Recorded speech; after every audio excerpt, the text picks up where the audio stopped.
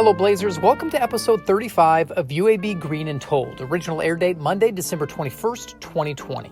Through this podcast, we are able to share stories from members of the UAB community. I'm Greg Berry, Assistant Director in the UAB Office of Alumni Affairs. Today we are joined by Dr. Henry Panion, the University Professor of Music and an award-winning musician. Way back when, Henry started composing pop music for his alma mater's marching band, but as he will share, it didn't necessarily mean it'd be played. So on the side, I started doing just a few little arrangements, just hoping that maybe on a Monday, on an off day, I could get the band to read them. And I remember asking one of the band directors if they would read my score, and of course they said no. Plus, Dr. Panion will reveal how one phone call from an icon of the music industry opened doors like you wouldn't believe. And the secretary calls over, she said, "You just got a phone call from Stevie Wonder, and he said he'd call you back." I said, "Come on, don't play with me." And since he's worked with names like Aretha, Carrie Underwood, and Shaka Khan, just who is his favorite to collaborate with? I've never been asked that. It's really very hard. I have favorites for different reasons.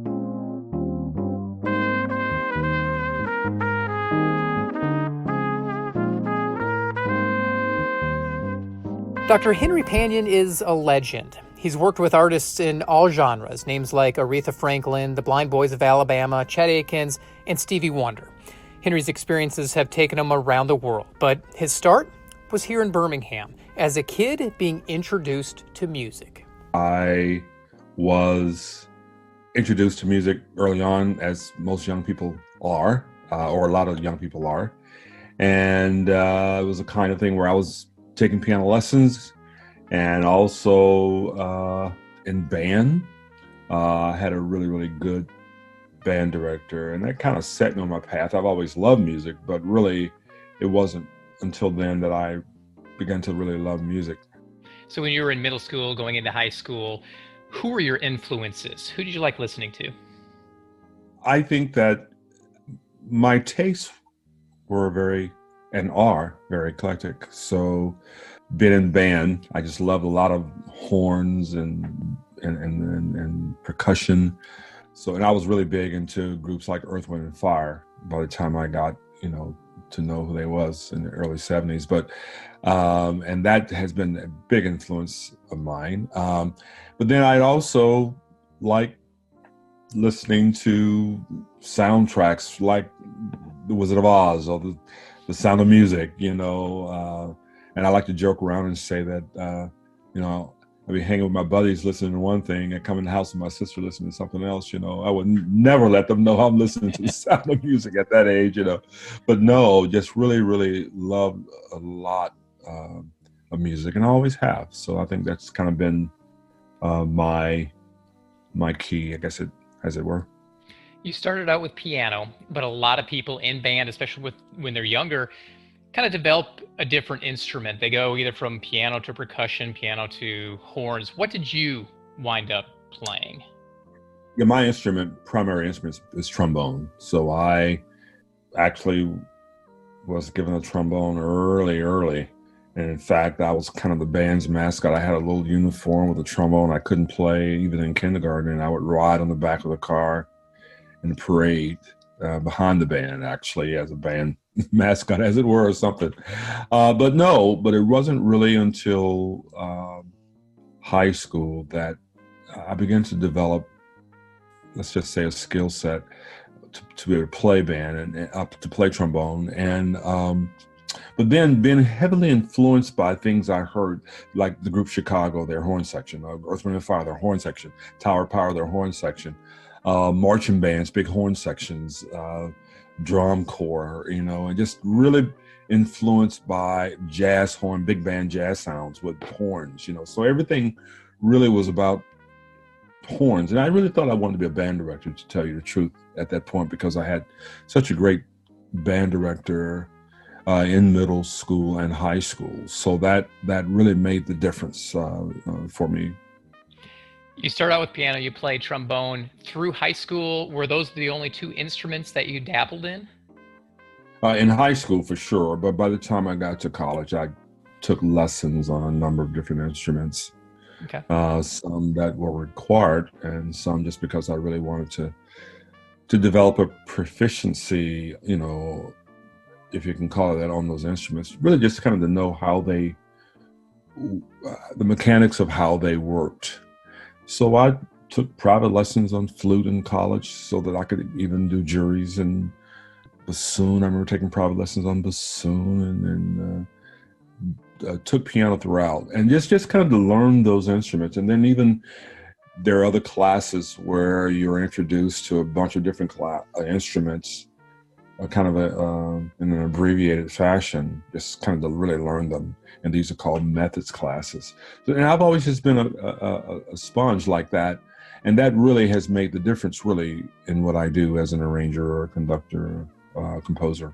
Let's talk a little bit about that aspect of Dr. Panion. What got you into arranging and composing work? I went to Alabama A&M for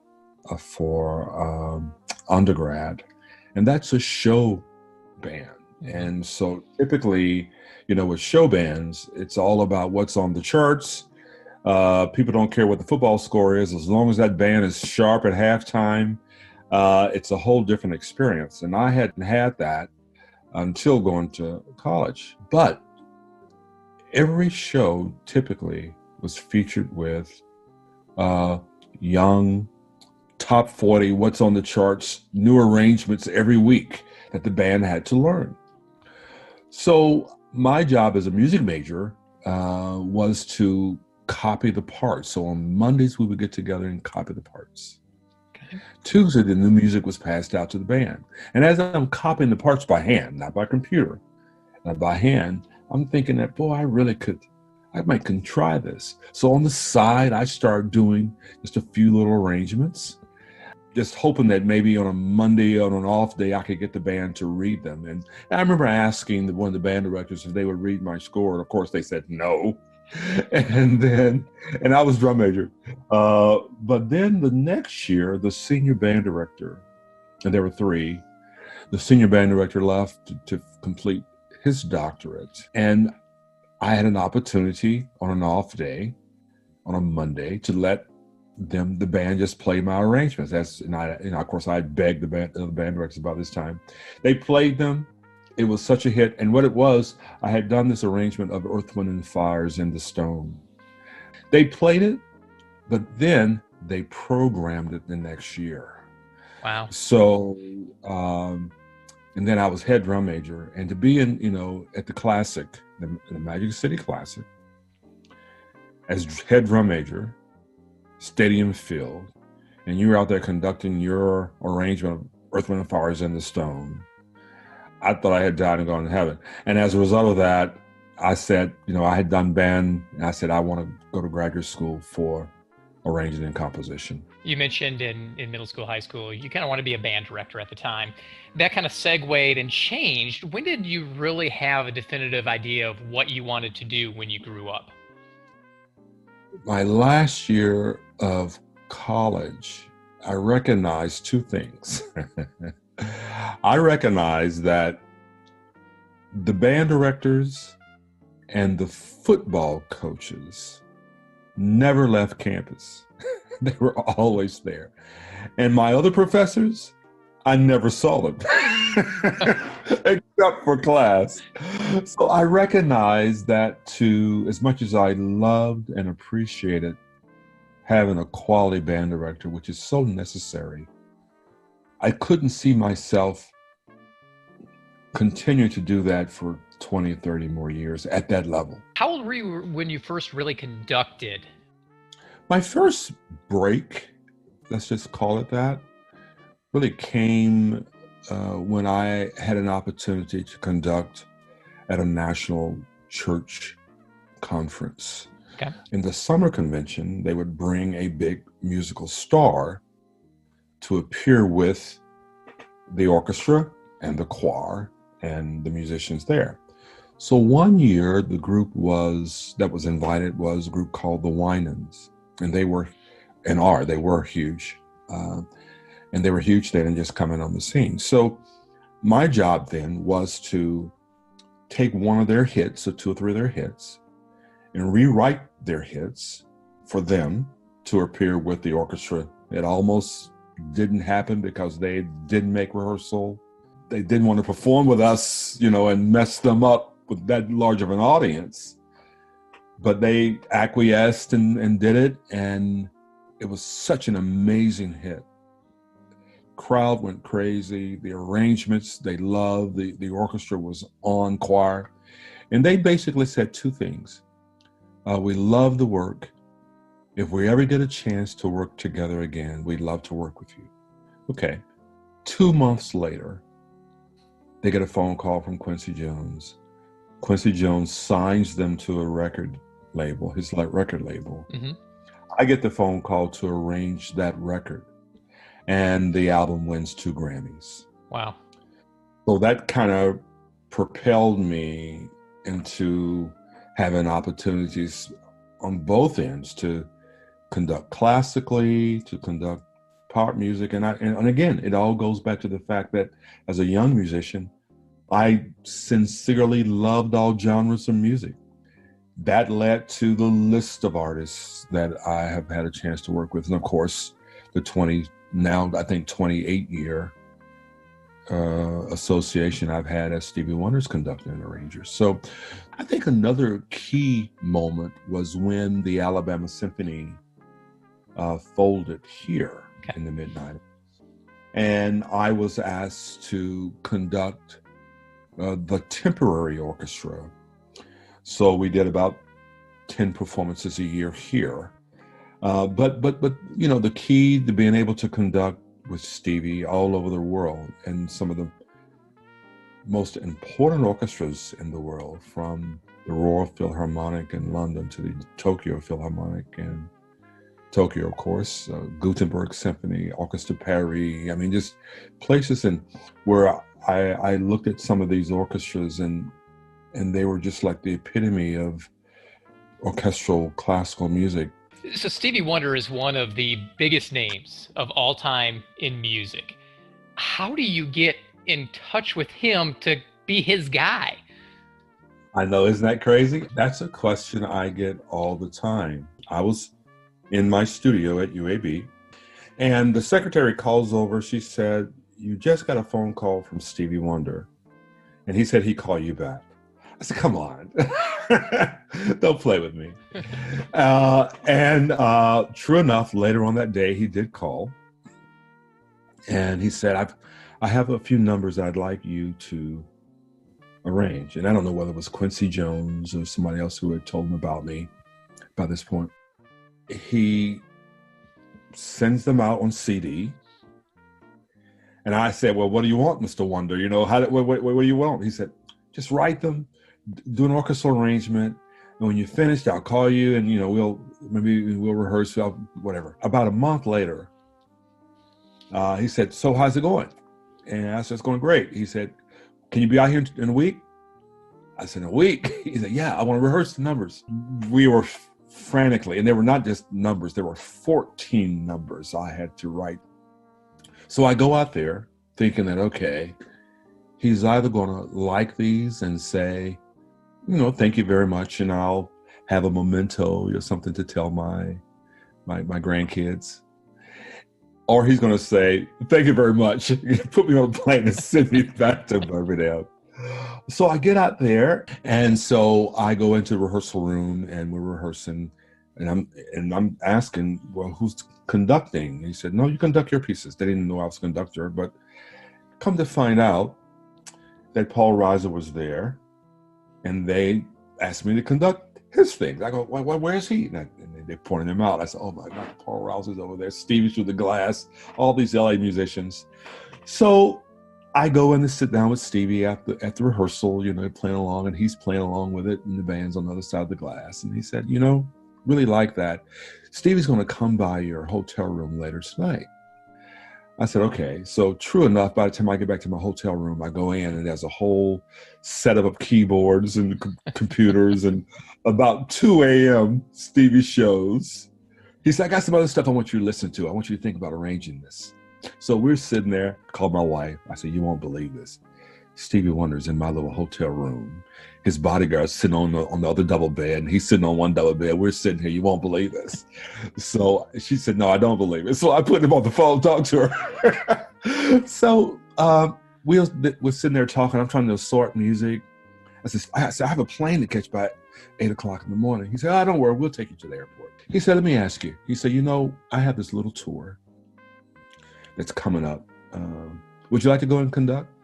I said, sure. When is it? He said, in 2 weeks. I said, where is it? He said, in Europe. I said, for how long? You've been going a month. So I was teaching at the time, and they worked it out, the UAB and Stevie's people.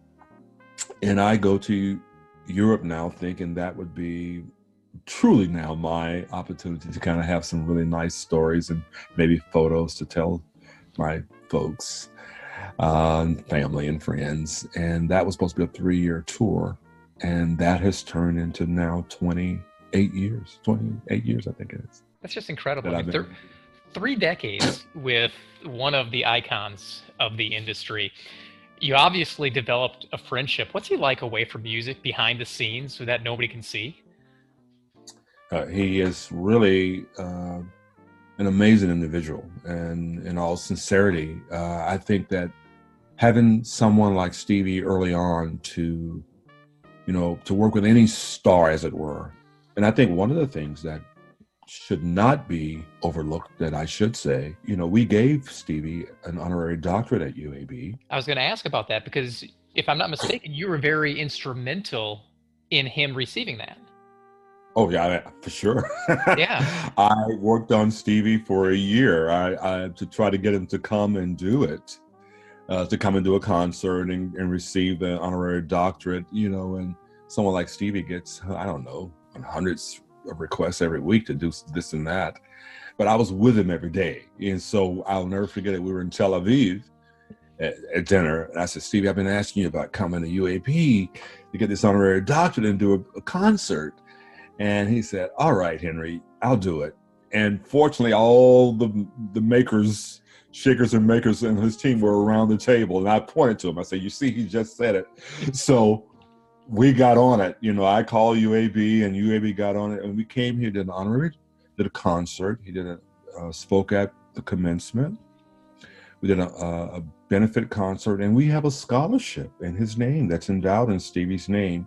And since its inception, I think we maybe have given out 40 or 50 scholarship in music, and Stevie won the Music Technology Scholarship. So he's Stevie Wonder. What can I say? You have worked with tremendous names, and we talked a little bit about it. I mean, obviously Stevie, but Chet Akins, Aretha Franklin, Carrie Underwood, the Blind Boys of Alabama, Shaka Khan. I mean, the list just goes on and on and on. Let's remove Stevie. Who's the favorite one that you've worked with? Wow. Now, I've never been asked that. It's really, really very hard. I have favorites for different reasons. In the gospel genre, I would have to say the Clark sisters. In the jazz world, how can I not like the Marsalises? But I also know the historical significance of the Lionel Hampton Orchestra and Lionel Hampton, I've never really thought about it the way you're asking me. And so it's kind of hard to think about a favorite. On the flip side, since you have worked with so many different artists, is there one artist you've never worked with that you've just wanted to collaborate with? I can't just think right now of an artist that I would say that, I never worked with them and I really would like to. There's a long list of artists that I'm looking forward to having an opportunity to work with. So that's kind of it. I'll give some thought to that. I'll give some thought to that, because I'm sure there are.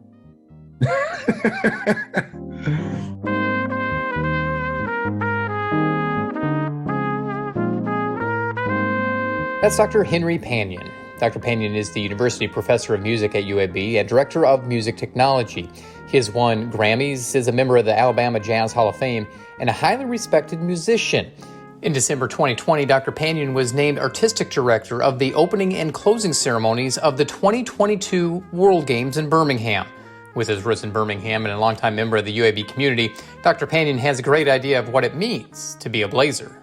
To me, I know we know the fight song and the alma mater, but the things I think about are when I came to UAB thinking I'd be at UAB 1 year.